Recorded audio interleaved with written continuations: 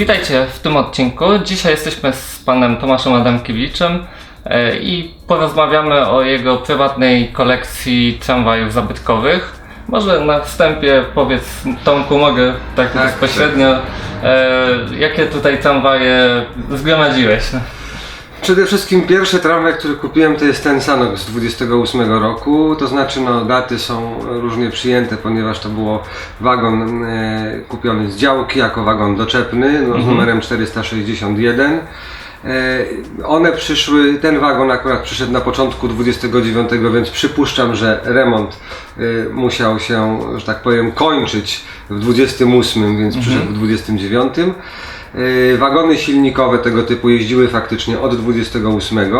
Reszta doczep przyszła do Łodzi oczywiście w 29 roku, w późniejszym czasie, ale do końca 29 roku. Wagony tego typu jeździły do 73 drugiego roku po Łodzi i MPK łódzkie zaczęło sprzedawać te wagony swoim pracownikom na domki letniskowe. Faktycznie to były okres dosyć ciężki, jeżeli chodzi o materiały budowlane, w związku z tym kombinowano, jak tutaj mieć działkę czy altankę na działce, tym bardziej, że właśnie powstawały w tamtym okresie działki letniskowe, działki ogrodowe.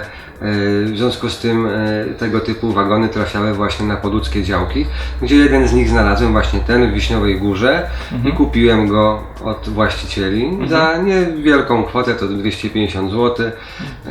Cena złomu wtedy, bo taka była. No ale problem był później większy, bo trzeba było ten tramwaj przewieźć stamtąd, więc przewiozłem rok później. A to w którym roku ten zakup był? W 1997 roku.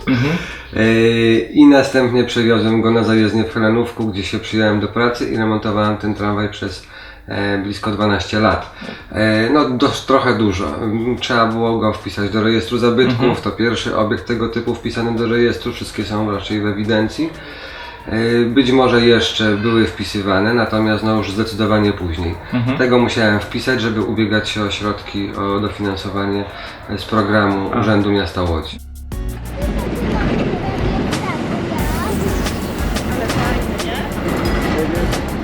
Spełniły się jego marzenia.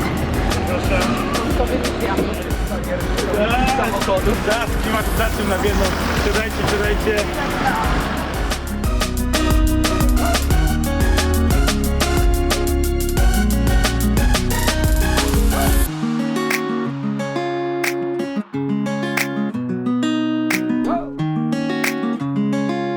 Kolej elektryczna.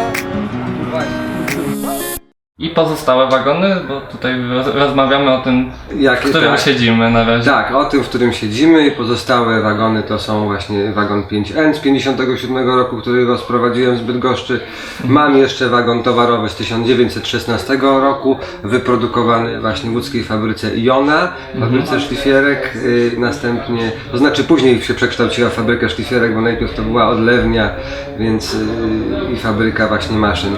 Natomiast jeszcze mam wagon doczepny 5N, tutaj za nami słychać właśnie w tle wycieczkę, który kolega oprowadza, więc nie jesteśmy sami tutaj na zajezdni, jak widzą Państwo, cały czas tutaj, że tak powiem, turystyka kwitnie. Oczywiście mam jeszcze tutaj podzespoły, tak jak silniki trakcyjne, czy też pantografy, jak i również podwozia całe. Oczywiście z likwidowanych wagonów, które musiałem pozyskać, żeby mieć części do tych jeżdżących. Tyle.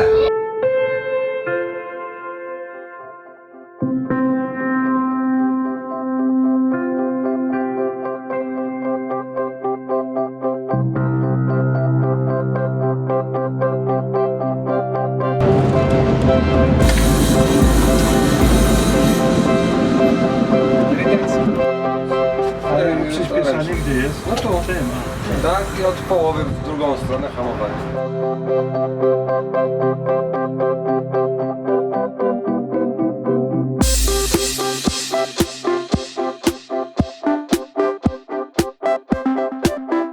I skąd to się wzięło, żeby tak gromadzić tramwaje? To był zupełny przypadek, dlatego że moją pasją to były pociągi, one nadal są, jak małym dzieckiem byłem. to pamiętam jeszcze już ostatnie parowozy przejeżdżały koło mojego domu i zawsze moim marzeniem było mieć nie parowóz, ale pociąg EN57. A ponieważ moim wujkiem był człowiek, który pracował na kolei, był dyrektorem energetyki w PKP, Ludwik Tomczyk. Ja zawsze marzyłem, że jak on przyjedzie, to mi przywiezie, tam taka bocznica też koło mnie była, że mi podstawi taki pociąg i da w prezencie prawdziwy pociąg. Oczywiście mi ten pociąg przywiózł. Tylko taki, tetetka. Trochę byłem rozczarowany, musiałem udawać, że jestem zadowolony. No cóż, bywa po prostu. W związku z tym zawsze miałem parcie na coś większego. I w 1995 roku obejrzałem program z cyklu Encyklopedia Łodzi prowadzony przez Ryszarda Bonisławskiego, ówczesnego i obecnego senatora Rzeczypospolitej i no, pan Ryszard właśnie o tej komunikacji ładnie opowiadał. Tam się też w tym programie zjawił nasz kolega Wojtek Źródla, który jest kustoszem w Muzeum na Radogoszczu. Także jak zobaczyłem, że takie tramwaje w ogóle są w Łodzi, to zachwyciło mnie to niesamowicie i odtąd zaczęła się pasja, która była już bezpośrednio związana z miastem. No i oczywiście jak najbardziej kontynuowałem tą pasję, czyli tramwajową. Nie porzucam oczywiście kolejowych pasji, także cały czas, ponieważ też działam w Stowarzyszeniu Krośniewickiej Kolei Wąskotorowej w Ozorkowie. No, temat bardzo ciężki, nie tym razem może, następnym opowiem, ale myślę, że no, trzeba tego typu zabytki ratować.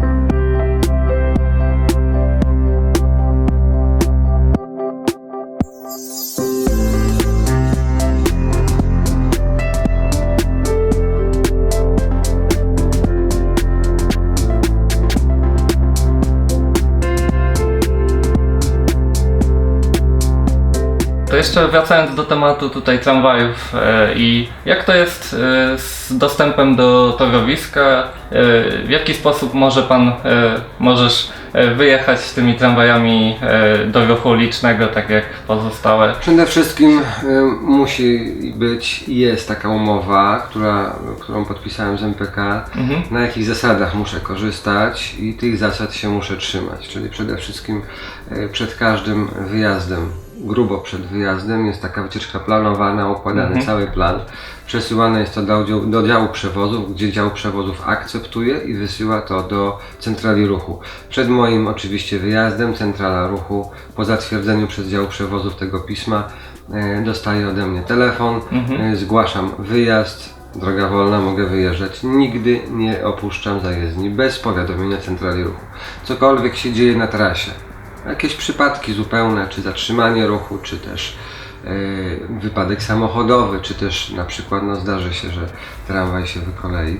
Było takie zdarzenie z panem prezydentem, miałem przyjemność pana prezydenta poznać. Powiem tak, to są przypadki, kiedy tego typu rzeczy się dzieją. Nie są to rzeczy zaplanowane, nikt sobie takich rzeczy nie planuje. Wiadomo, że torowiska nie wszystkie są nowe, pod wpływem temperatur następuje rozszerzenie metalu, czyli szyny zaczynają gdzieś uciekać na bok bądź do środka i w związku z tym no, takie zdarzenia mogą mieć miejsce. Tak na promie!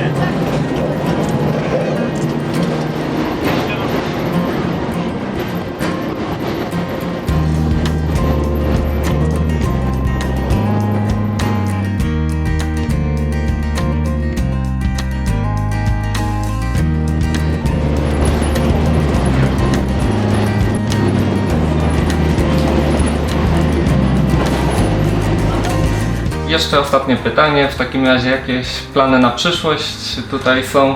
Plany na przyszłość. Moim marzeniem jest jeszcze mieć ten właśnie parowóz, ale chyba nie na 1435, czyli rozstaw kolejowy. Wąskotorowy jakiś? Ja bym powiedział, że na rozstaw 1000, tak jak tramwajowy. A, okej. Dlaczego? A z czym to jest związane? Chociażby z tym, że takie mieliśmy linie parowe poza Łódź, do Tuszyna, do Ozorkowa, przez Zbierz.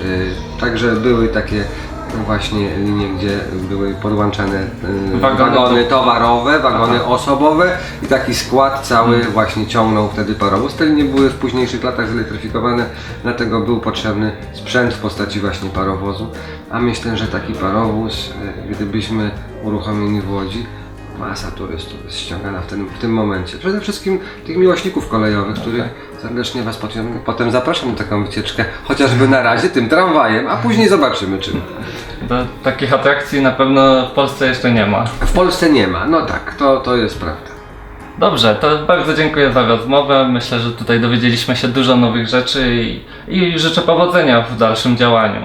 Dziękuję bardzo. Dziękuję i wszystkiego dobrego życzę. Pokaż.